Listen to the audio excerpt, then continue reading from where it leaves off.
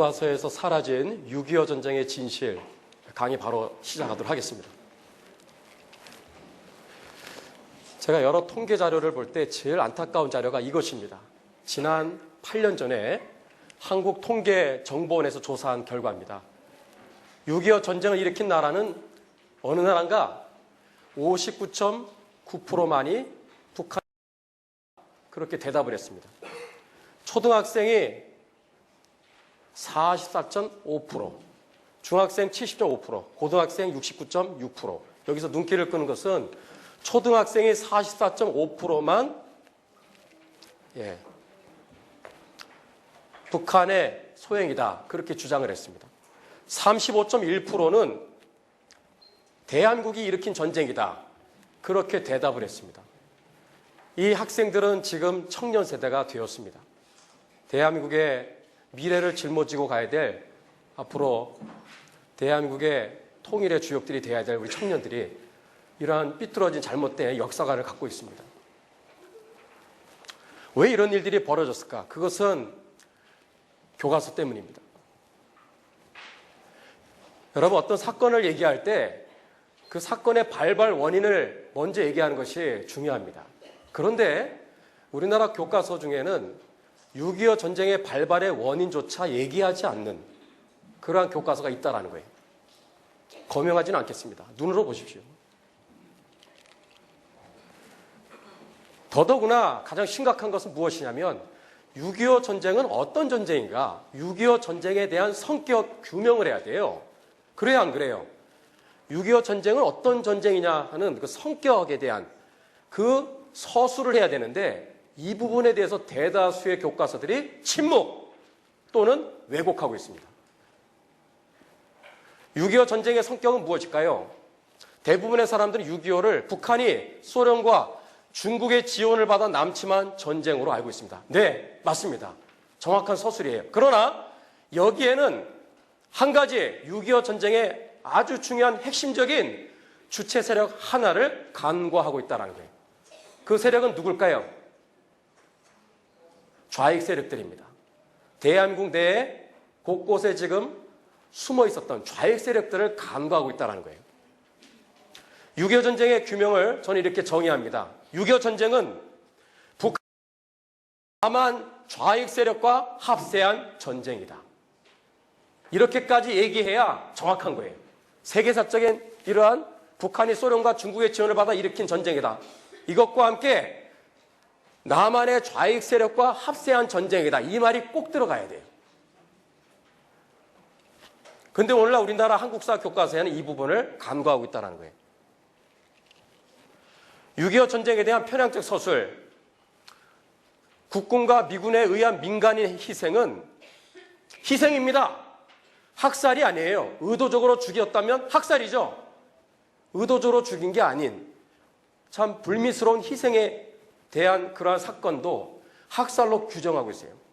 학살이 아닌데 학살이라고 얘기하고 있고 용어를 의도적으로 그렇게 쓰고 있습니다. 반면에 북한군과 좌익에 의해 의도적으로 자행된 학살에 대해서는 학살이라고 표현하지 않고 있습니다. 얼마나 심각한지를 아셔야 됩니다. 특히 천재교육, 삼화, 미래앤컬처, 제가 지금 큰아들이 고3인데 천재교육 가지고 지금 공부하고 있습니다. 남 얘기가 아니에요. 저희 집안 얘기죠. 우리 자식들이 지금 이렇게 배우고 있습니다. 노근리 사건, 거창 사건 다 국군과 미군이 자행한 학살이다. 삼화도 마찬가지. 미래앤컬처, 여기는 한 수 더 떠서 노근리와 거창, 황해도 신천 사건들을 다 통틀어서 국군과 미군이 자행한 바로 민간인 학살로 그렇게 규정하고 있습니다. 자, 과연 그런가를 제가 한번 짚고 넘어가도록 하겠습니다. 황해도 신천군에 있었던 이 신천군 사건의 진상을 말씀드리겠습니다. 황해도 지도를 보고 있습니다. 이게 바로 가운데 이 지역이 바로 신천군입니다. 황해도 신천군 사건은 1950년 10월에 있었던 한두 달 사이에 벌어진 사건입니다. 한 3만 5천여 명의 황해도 주민들이 죽은 사건이에요. 어떻게 죽었는가? 왜 죽었는가? 피카소의 그 한국에서의 학살이라는 그러한 유명한 글이 있습니다. 이 그림이 있어요. 이게 6.25 전쟁 중에 그린 바로 반미 선동을 목적으로 그린 바로 공산당원 피카소가 그린 작품입니다. 이 작품이요, 미래컬처와 천재교육 교과서에 수록되어 있습니다. 과연 미군의 짓인가? 황해도 신천에 신천박물관이 있습니다. 거기에는 다 이런 식으로 아주 잔인하게 미군들이 사람을 끔찍하게 저렇게 양민학살했다고 하는 것을 그림으로 또 아주 리얼하게 그렇게 부스마다 그렇게 해서 진열을 했다고 합니다. 여러 끔찍한 사진들이 있는데 제가 선별해서 실어드렸습니다. 심지어는 머리를 저렇게 톱으로 하는 살해하는 장면들이 나옵니다. 자, 과연 미군의 소행인가? 그렇지 않습니다. 누군지 아세요? 여러분 알 리가 없죠. 저희 부모님이니까. 왼쪽에 계신 분은 76년에 돌아가신 저희 할아버지고요. 저희 아버님입니다. 제가 고향이 백령도입니다. 백령도에 지금 살아계십니다. 저희 아버님 조남입니다. 현재 88세예요. 저희 아버님은 신천 대학살에 바로 그 현장에 있었던 분입니다. 누구보다 저는 확실한 증거를 갖고 있는 거죠. 수도 없이 들었어요. 저한테 했던 얘기를 제가 녹취해서 그대로 적어봤어요. 6.25 전쟁 후에 아버지와 나는, 할아버지입니다. 아버지와 나는 반동분자라는 이름으로 인민군에게 체포되어 황해도 신천 감옥에 투옥되었어. 그때 감옥에는 약 150여 명의 사람들이 반동분자라는 이름으로 함께 투옥되었지.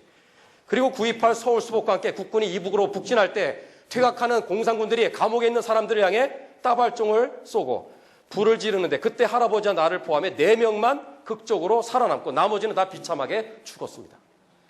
이 얘기를 제가 여러 번 들었습니다. 감옥이 허술했기 때문에 슈파긴 총, 따발총으로 난사하고 불을 지를 때 감옥이 허물어집니다. 처음에 화장실 틈으로 들어갔다 숨었다가 그 난리통에 밖으로 빠져나왔어요. 그래서 나중에 백령도로 나중에 배를 타고 넘어오셔서 거기서 사시게 되었습니다. 그러면서 이제 1951년 5월에 1.4.5 때 내려오시지 5월에 내려오셨는데 그 몇 달 동안의 어간 동안 황해도에서 일어났던 일들을 똑똑히 보셨어요. 미군이 한 게 아닙니다. 해리슨 중위가 미군들을 이끌고 52일 동안 3만 5천 명을 죽였다고 북한에서는 그렇게 가르칩니다. 근데 우리나라 한국사 교과서가 그거를 답습하고 있어요. 몇몇 교과서가 그렇습니다. 미군들의 소행이라고 얘기하고 있습니다. 자, 노근리 사건의 진상. 시간 관계에서 빨리 지나가겠습니다. 노근리 사건 여러분 아셔야 됩니다. 충북 영동 노근리에서 일어난 쌍굴달에서 일어난 사건입니다. 영화도 나왔습니다. 1950년 7월 26일에 발생한 참 6.25 전쟁의 와중에 일어났던 참 비극적인 사건입니다. 결론부터 말씀드립니다. 노근리 사건은 학살이 아니라 미군의 공포와 무지, 그로 인한 과 미숙으로 인해 발생한 비극적인 사건입니다. 의도적으로 죽인 게 아닙니다. 2001년에 한미한국 합동조사 결과 전쟁 과정에 불가피한 오발사고였다라고 발표했습니다. 당시에 짐을 수색하는 장면입니다. 7월 24일 그 자리에 있었던 미 제1기병사단의 전투 일지를 보면 미군의 피난민 통제가 얼마나 까다로운 문제였는지를 알 수가 있습니다. 피난민 통제는 어려운 문제였다. 누구도 무고한 인민을 사살하기 원치 않는다. 그러나 한국인들의 전통적 흰옷을 입은 피난민으로 보이는 많은 무고한 사람들은 달구지로 탄약과 중무기를 나르고 등에는 군사장비를 짊어진 북한 군인들로 밝혀졌다. 이런 일들이 비일비재했다라는 거예요. 흰옷 입은 한 남자가 여자와 아이를 데리고 있었는데 여인은 임신 중이었다. 조사를 하자 여인은 임신하지 않은 것으로 밝혀졌다. 그러나 임신한 것처럼 위장해 소형 라디오를 옷 속에 숨겨가던 중이었다. 당시 북한군은 피난 복장을 하면서 첩보활동 및 게릴라 활동을 한 경우가 무진장하게 비일비재했다는 이것을 이해를 해야 됩니다.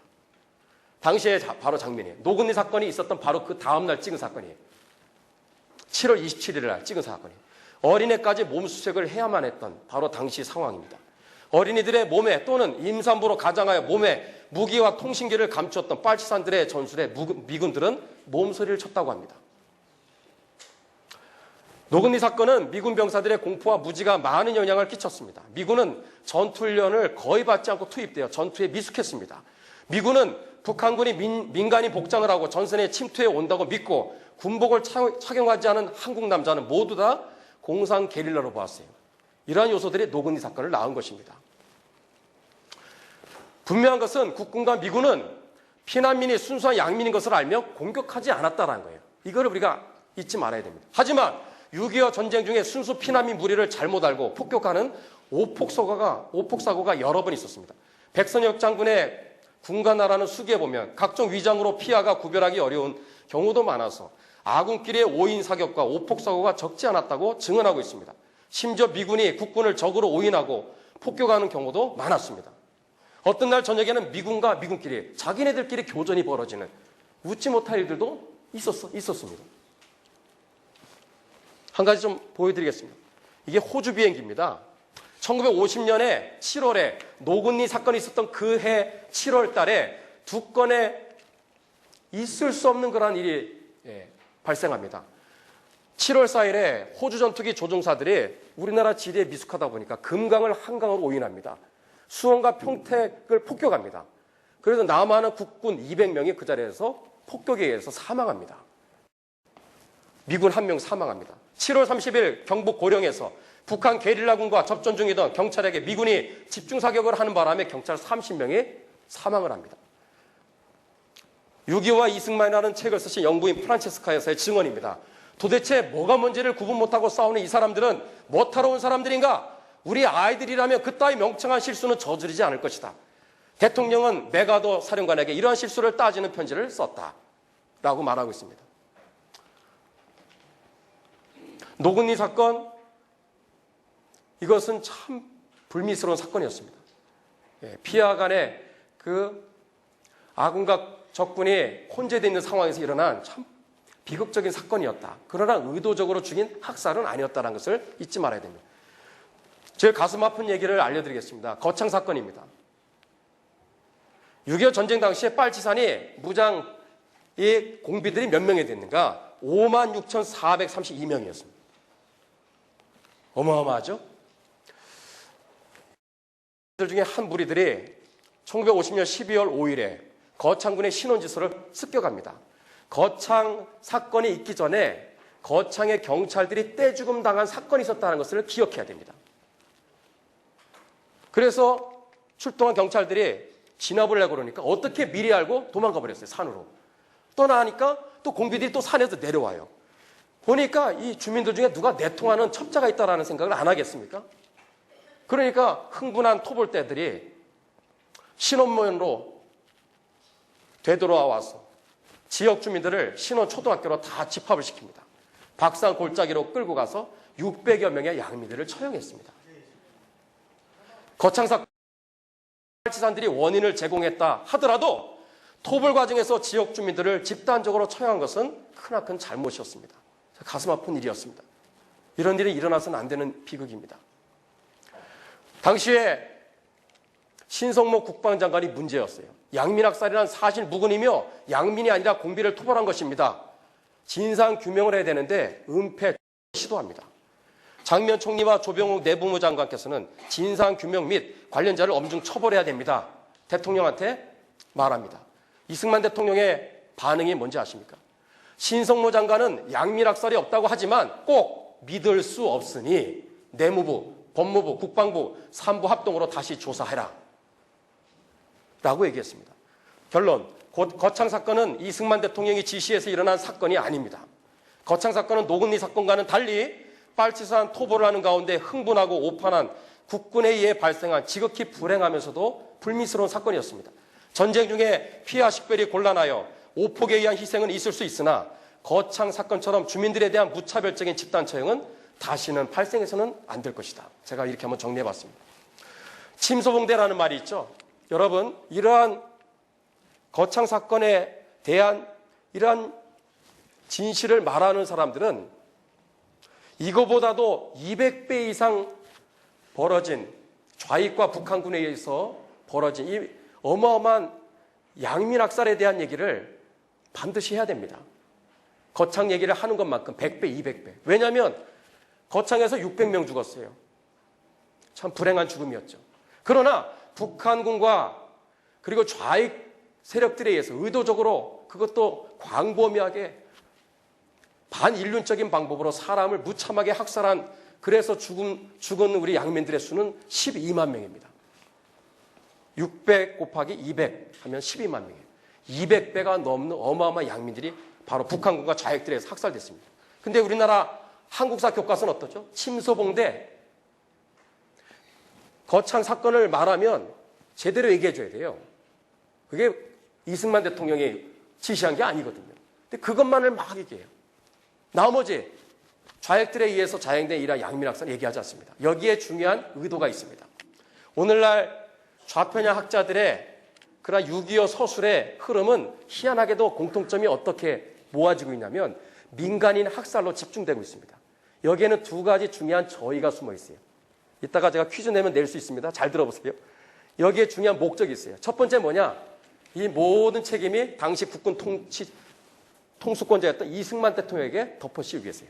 또 하나 주한미군에게 덮어씌우기 위해서. 미군들에게 덮어씌우기 위해서. 주한미군 철수와 연결이 되는 것입니다. 이승만 대통령을 매도하기 위해서 또는 미군들을 매도하기 위해서 집중적으로 이런 식으로 민간인 학살을 다 얘기하는 게 아니라 이런 불미스러운 한 사건을 침소봉대 어마어마하게 막 그것을 부풀려가지고 확대 왜곡, 과장해서 가르치고 있다는 거예요. 그게 오늘날 한국사 교과서의 심각한 문제입니다.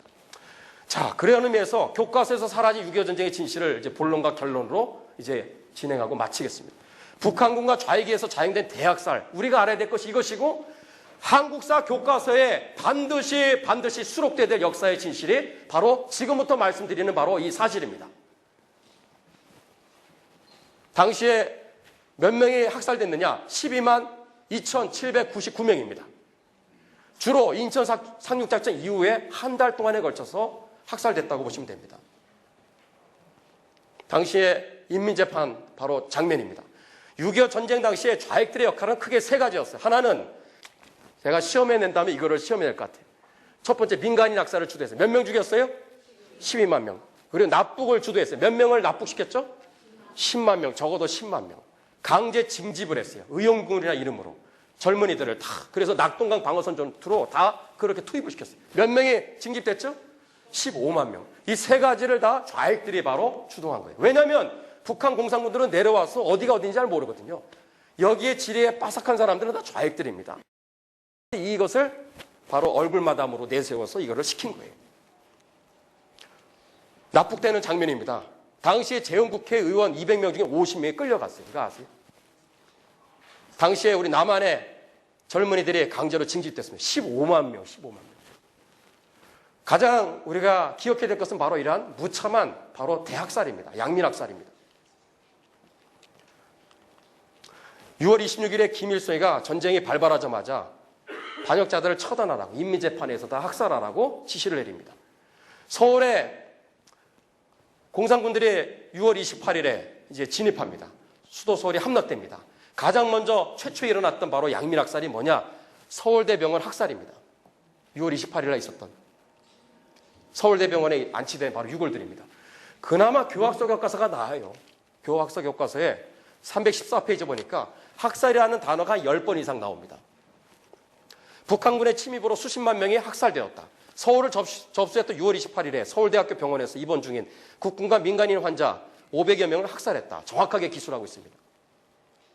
당시에 그 현장에 있었던 박명자 여사의 증언입니다. 이게 지나가겠습니다. 도봉구에 사십니다. 지금 당시에 78세니까 2010년에 증언한 바로 내용입니다. 지금 살아계시면 86세가 되겠죠. 서울시청 앞에 인민재판을 받고 있는 문인 김기진 선생님의 모습입니다. 즉결 처분을 당했습니다. 이건 실제로 연출이 아니라 실제로 양민을 죽이는 바로 장면입니다.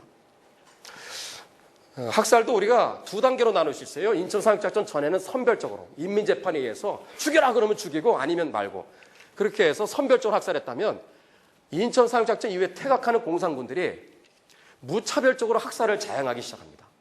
도망가면서부터. 이때부터 참 비극이 이제부터 시작이 됩니다.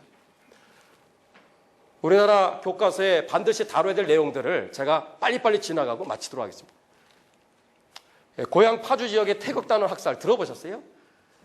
공산 치하 속에서도 숨어서 우리 애국자들이 몇 명이 결성되어서 적의 전화선을 절단하고 경의선을 파괴하는 등 지하 유교 활동을 했거든요. 퇴각하는 바로 그 와중에서 좌익 세력들이 태극단원들을 세출합니다.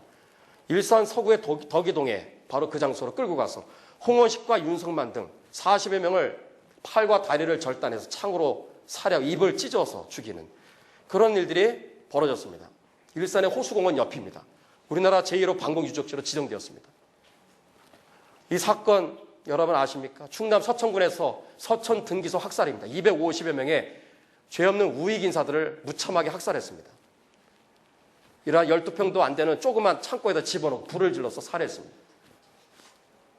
대전형무소에서 1,700명을 학살했습니다. 또 어린애들도 봅니다. 조그만 아이들도 여기 학살된 것을 알 수 있습니다. 전북의 전주형무소에서 500여 명을 집단 학살했습니다. 대표적인 이 사진이 바로 이거예요. 제주 사상기념관에 갔더니 세상에 이 사진을 실어놨어요. 이거는 전라북도 전주에서 일어난 학살입니다. 양민들 바로 학살 장면인데 이거를 제주도민들을 이승만 정권과 국군과 경찰들이 이렇게 죽였다고 엉뚱하게 제주 기념 거기 사상기념관에 이거를 박아놔 버렸어요. 철거해야 돼 안 해야 돼요? 철거해야 돼 이거. 이거 엉뚱한 사진이 그렇게 돼 있어요.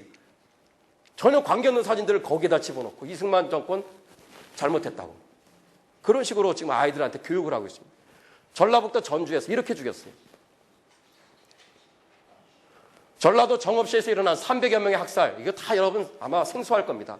이런 식으로 많은 사람들이 학살로 인해서 운명을 달리했습니다.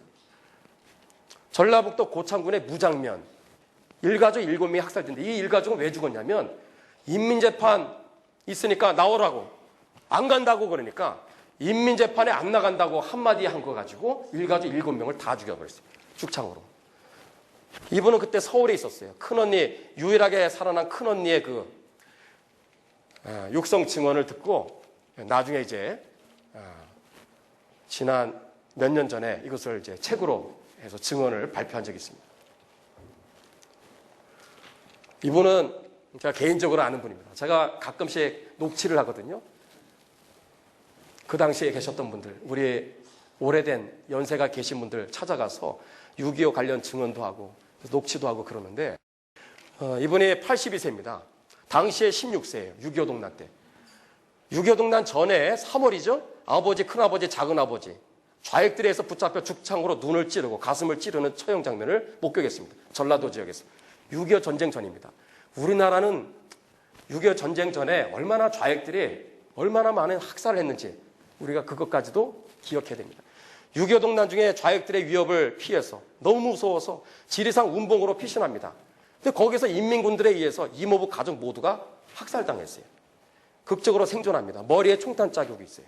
스치고 지나간 자국이 지금도 선명합니다. 청주 지역에 449명의 우익 인사들이 학살되었습니다. 염산면, 전라도 염산면 염산교회. 여기가 바로 남로당의 그 수계라고 하는 김삼룡의 바로 고향입니다. 염산 지역이. 그러니까 얼마나 이 좌익들이 거기 바글바글 됐겠습니까? 교회 식구들이 많이 거기서 참 순교를 많이 당했습니다. 목에다가 저렇게 돌멩이 들고 염산면에 설동하러 끌고 가서 이런 식으로 물에다 빠뜨려 주겠습니다. 교회 앞에 있는 순교 기념탑입니다. 염산면의 야월교회.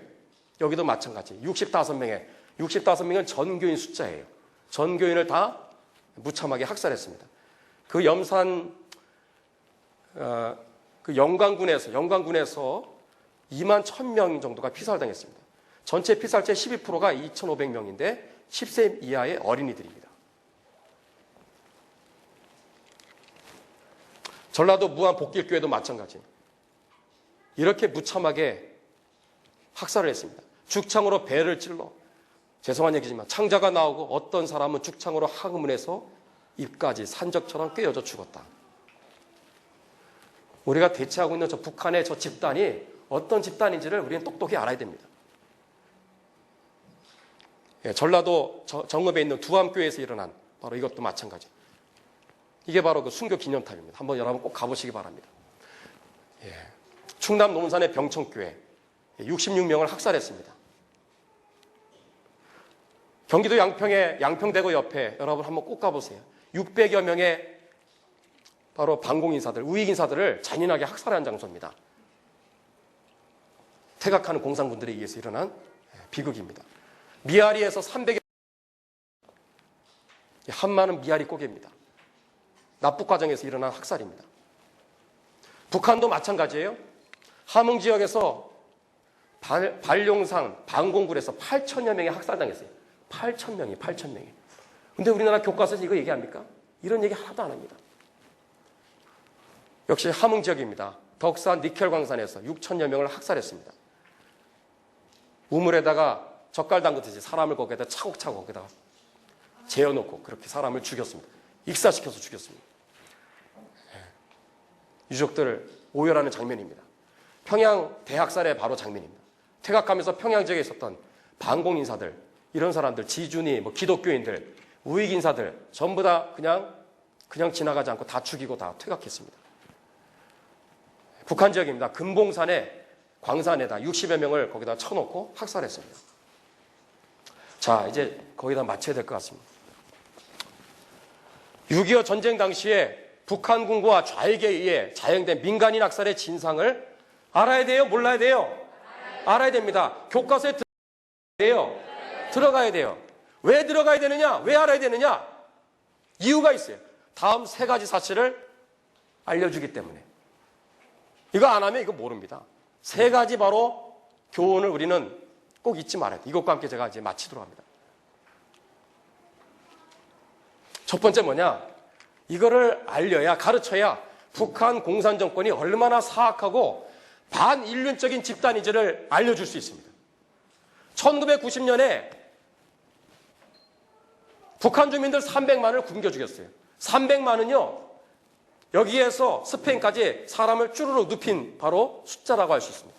하루에 3,000명이 죽어서 하루도 빠지지 않고 3년을 채워야 300만 명이 죽는 거예요.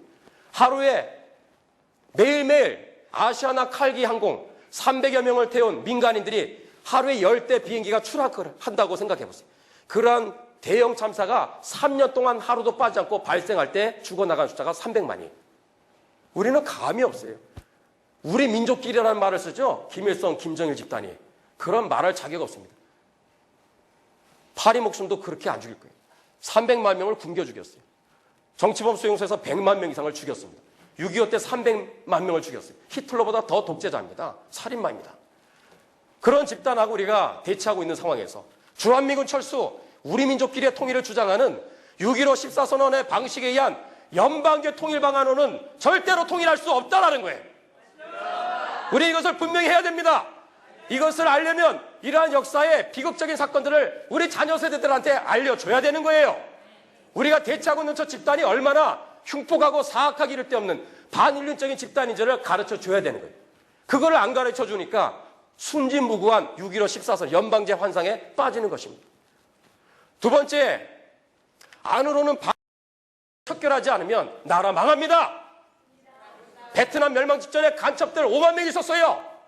6.25 전쟁 전에 군대 내 좌익군인들 5천 명, 탈영한 5천 명 포함해서 1만 명이었어요. 1만 명. 10만 명의 국군들 중에 10%가 좌익 세력들이었어요. 끔찍합니다. 그나마 이승만 대통령이 국가보안법을 만들어서 숙군 조치를 하는 바람에 6.25 전쟁이 터지기 직전에 숙군에 성공을 하면서 6.25가 터질 때 한 번도 군대 내에서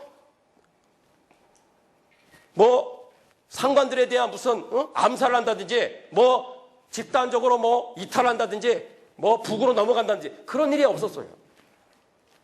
그래서 여러분 여수 14연대 반란과 함께 찾아왔던 그 비극과 함께 그 국가보안법의 제정은 사실 대항으로 위장한 축복입니다. 그것이 있었기 때문에 6.25 동란 때 우리나라가 망하지 않았던 거예요. 그런데도 신성모 국방장관, 그 국방장관의 그 역할이 얼마나 중요합니까? 근데 이극노라고 하는 월북한 친구랑 같이 얼마나 내통을 합니까? 좌익 세력입니다. 이극노. 결국 월북했습니다. 최병덕 그 사람의 보좌관이 라엄광충이에요. 이 사람 우리나라 군적에도 없는 사람입니다. 북한에서 난파된 간첩이었어요. 보좌관이 간첩이었어요. 우리나라 국방부 장관과 참모총장이 바로 간첩과 좌익들에 의해서 놀아났습니다. 그래서 우리나라 6.25 전쟁 때 한강교 폭발을 한다든지 그래서 어마어마하게 많은 초기에 참 어려운 일들이 그래서 생겼던 거예요.